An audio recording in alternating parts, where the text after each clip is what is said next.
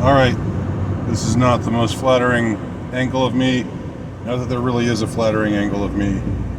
But I'm fresh out of the movie theater and I'm driving through Atlanta traffic. I'm here in Atlanta for a couple of days. Being in Atlanta enabled me to see this movie that I had never heard of called I Saw the TV Glow. And I read the premise and I thought, that sounds like it could be intriguing. So I went and saw it, and I just want to unload some of my thoughts before I see what anybody else out there has said about this movie that I, again, had never heard of before yesterday.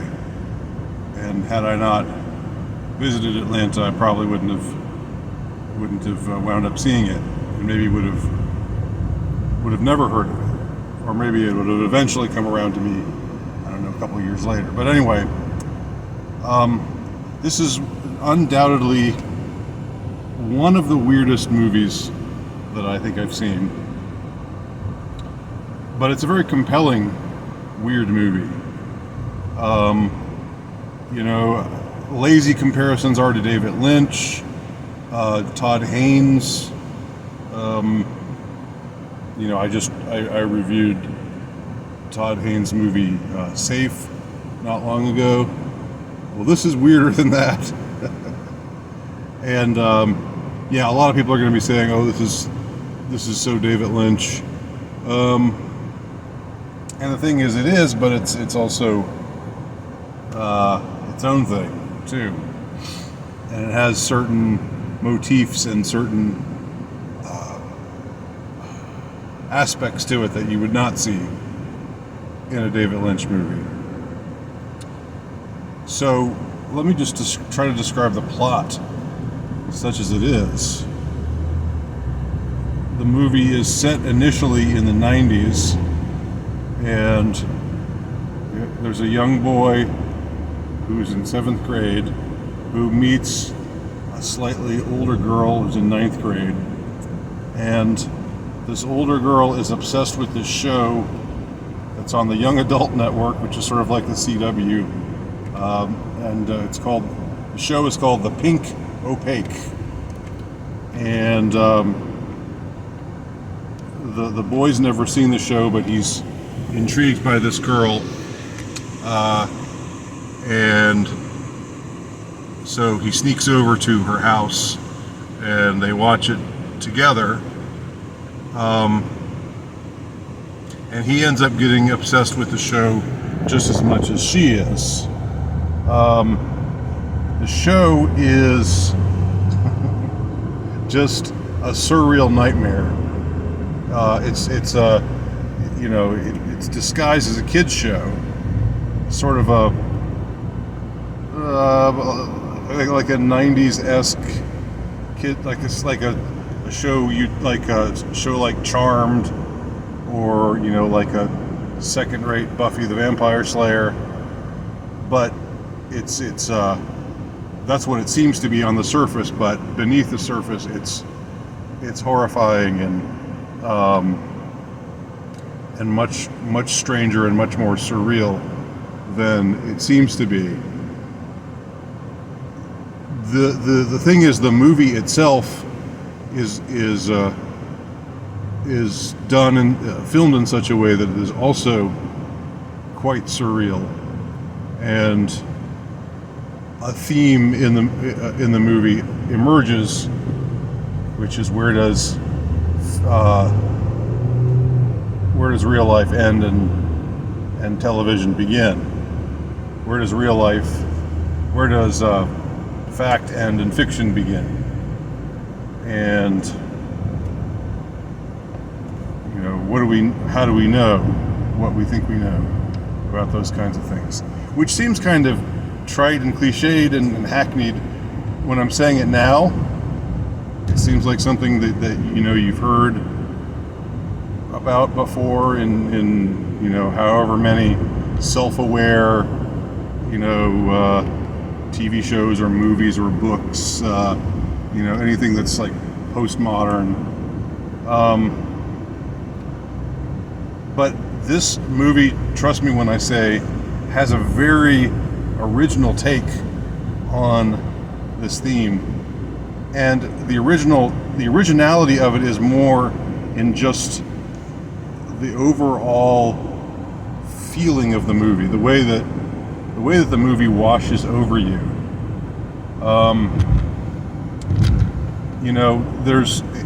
There are some scenes that are funny. There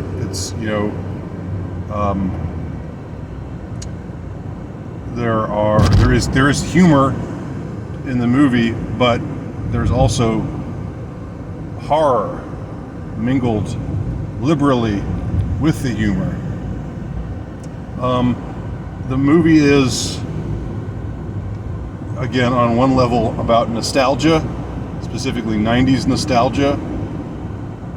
And, it made me remember the 90s, even though I wasn't growing up in the 90s, I was grown. But I remembered what TV shows looked like, what music sounded like. The soundtrack, I should also add, is extraordinary. It sneaks up on you. I think I'm pretty sure it's all original songs. And they're just on the border of being parody. But they're not quite parody. It's quite brilliant, actually.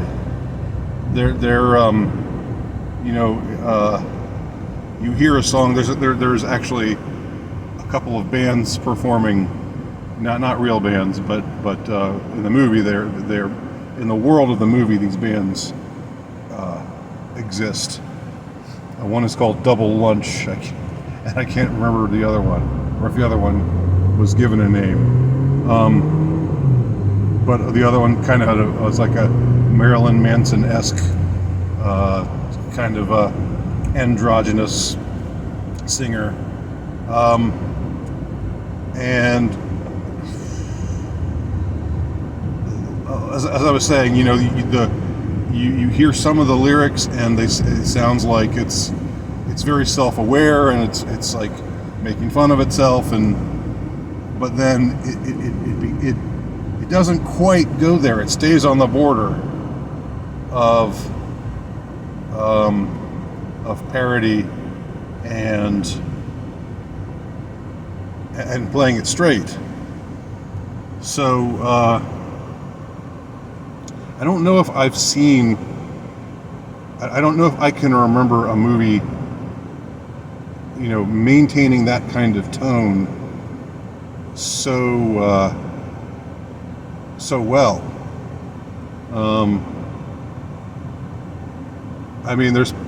Believe me, there's part of you that just wants to laugh. And when the movie is over, when the movie was over, I myself chuckled and said, well, okay, to myself, sort of like, okay, and I'm sure a lot of people will have that kind of reaction. I didn't have that reaction in a dismissive way, but just like, wow, that was really strange. But again, there's movies that are strange in an uninspired way, and in a sort of more typical way, in a way that you've seen, a few times before. And then there's movies like this, which is something you've never seen before. Even though, like I said, there are certain things that will remind you of certain other movies, and if you're a cinephile, you'll start to summon up other directors and so forth in your mind, just like I did a few minutes ago. But I have to say, there's like with the nostalgia, and the nostalgia is done so well, like down to like I like seeing a Fruitopia machine in a high school. I remember I substitute taught a little bit in my 20s. And those were not fun times, let me tell you. At least not. I mean, times were okay, but substitute teaching was usually not so great, as you can imagine. But I remember Fruitopia and seeing Fruitopia machines and just what high schools looked like and felt like in the 90s. And you know, so the way that the pink opaque, the show that both of the main characters become obsessed with, the way that the show comes across, you know, is also very authentic, but as I said, it goes well into the surreal, the horrifying territory. So the fact that the show would even exist is surreal, and it's part of the whole surreal world that the movie is set in. The main character is not as adventuresome as his friend, the girl, Maddie, that's her name. I can't remember the boy's name right now. So she wants to go places and wants to take him with her, but he balks at this. There's something, you know, although he's drawn to it all, he wants to kind of get lost in everything, you know, in the world of the show, and to live out the show essentially is what she's trying to do. But there's something about him that wants to stay with what's familiar, and I found that very relatable. The struggle between you know, wanting to pursue adventure or pursue danger, but also, you know, really loving what is familiar, and being drawn back by it. So pushed and pulled in different directions, which is what the main character does. And we follow him through much of his life to what seems to be where he's nearing the end of his life. And nearly all of his life is spent around entertainment. He works in a movie theater,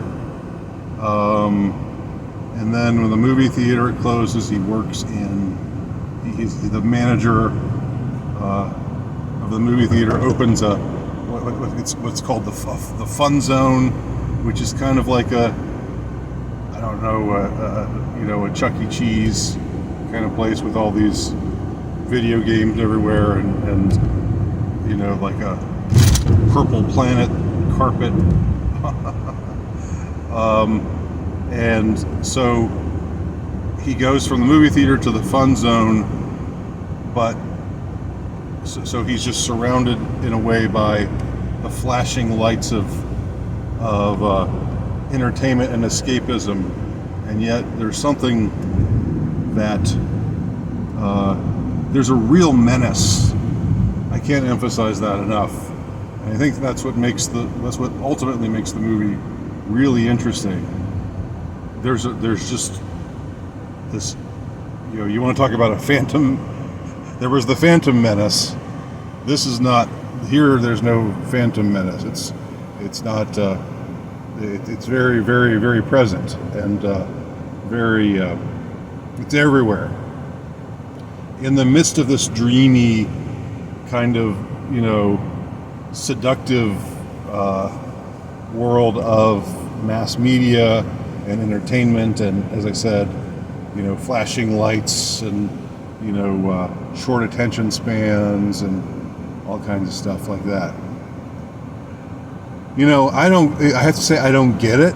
I don't get it, but I think there is something there to get, which, as I've said before, that's often my critique of Lynch's movies, especially his, I would say his later movies where he gets a little more, which are more abstruse and more involved and more out there, and my critique of Lynch is often that he's just dicking around. This movie, I think, actually has something to say, but I don't know exactly what it is, but it's there. So, highly recommend this movie. Again, I saw the TV Glow is the name. Highly recommend it. Unless you don't really like weird movies, then avoid it. And I don't know if you get easily freaked out, like if you don't like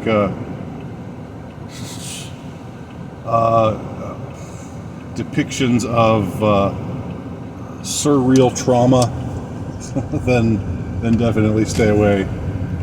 But otherwise, I recommend this movie wholeheartedly. I really dug it. So those are my thoughts about I Saw the TV Glow, and great soundtrack too. I've got to say, as far as movie soundtracks go, original soundtracks, with songs that sound like pop songs that but that aren't, that are kind of making fun of them, but also are kind of embodying what's great about them, what's memorable about them. Anyhow, yeah. Thumbs up, thumbs very, very much up for this movie. Thanks for watching.